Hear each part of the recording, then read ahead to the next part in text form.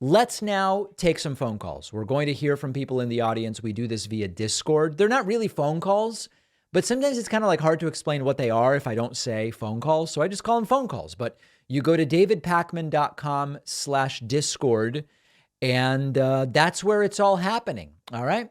Let's go with Adrian from Wyoming and hear from Adrian first today. Adrian, what's going on?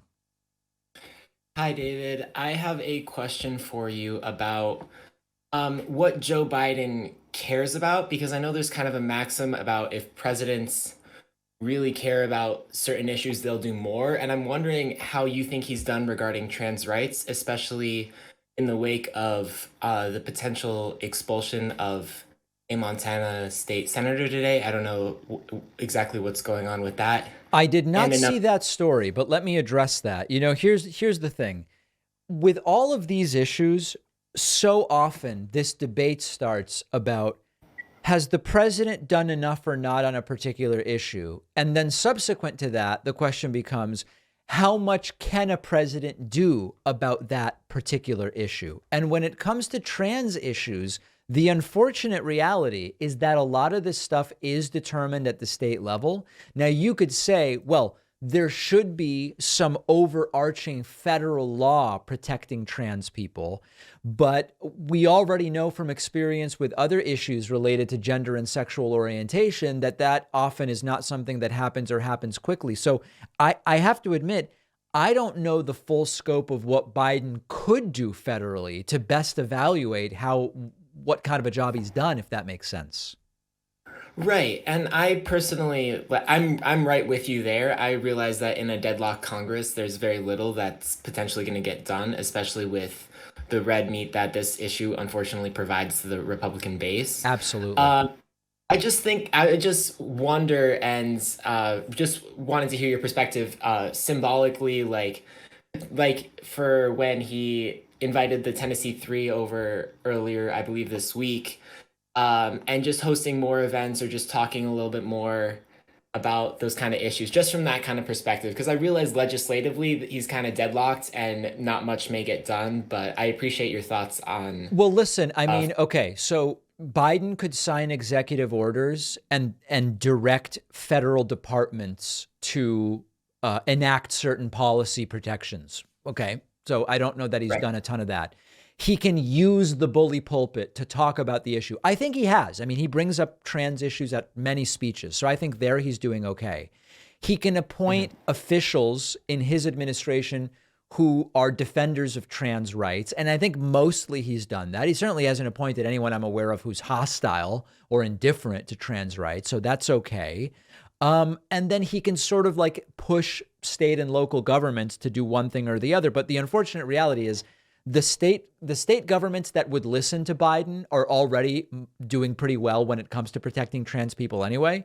And the state Right. governments that are aggressively persecuting trans people aren't going to care what Joe Biden says anyway. So, I think he's doing okay, but he could always do more.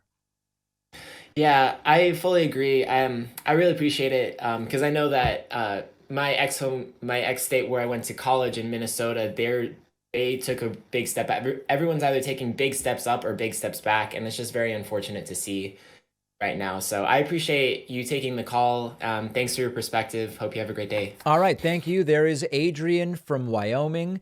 Let's go next to Genio from Chester. Is this Chester Springs? Yes, Genio from Chester Springs. Welcome to the program. What's on your mind today? Hi, can you hear me? Yes, I can. Hi, Chester Springs, Pennsylvania, outside of Philadelphia. Love it. That's us. I'm surprised I got picked. Thank you. So my first question is, I've always wanted to ask you, big fan for a long time. Do you listen to Howard Stern? I've been a listener since I was like age 14, but if I'm totally honest, since the pandemic started, I've barely listened at all. Oh, really? Yeah. Okay. Well, you got Part to of, start I mean, listening. part of it is I no longer have Sirius Radio. So I know that a bunch of Oh, the interviews get posted to YouTube or whatnot, but I don't have Sirius anymore. I understand. I No. understand.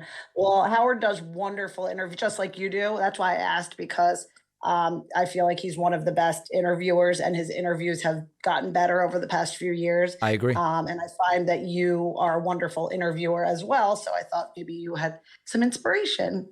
I agree that he's a Um, great interviewer, and I appreciate the compliment, but I have not had the pleasure of listening much lately. Now, let me ask you this. For a while, he yeah. was like down in his house in Florida doing the show remotely. Is he back in the New York studio? You know what? I think he's still fully remote. He's very, very anxious about COVID, and he's Yes. like just getting out. Like he talks about it almost on a daily basis. He's just getting out and like meeting friends, and he's still like very worried about it. And but I could be wrong, but I think he's still in his studio in the Hamptons and his studio in Florida, Got it. wherever Fair. he is.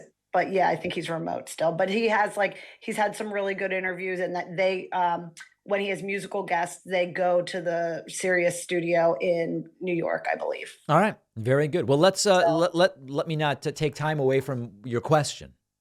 I have one other question. Yeah. How do you feel about, and I might have missed it here and there, about your feelings on Israel and the Israeli government? Because as I'm a Jewish American, and I want to support Israel, but I have I have a hard time supporting Israel, knowing some of the things that they're doing to Palestinians.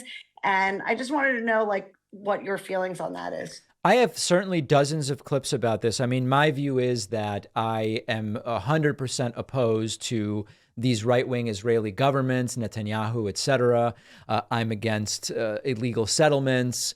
I would like to see the blockade with Gaza ended. And I also recognize that it's simply not going to end until there are either certain concessions or assurances that come from Hamas, which is extraordinarily unlikely. And it's such a complicated issue, Genio, but I think Yeah. I'm often attacked as being a shill for Israel.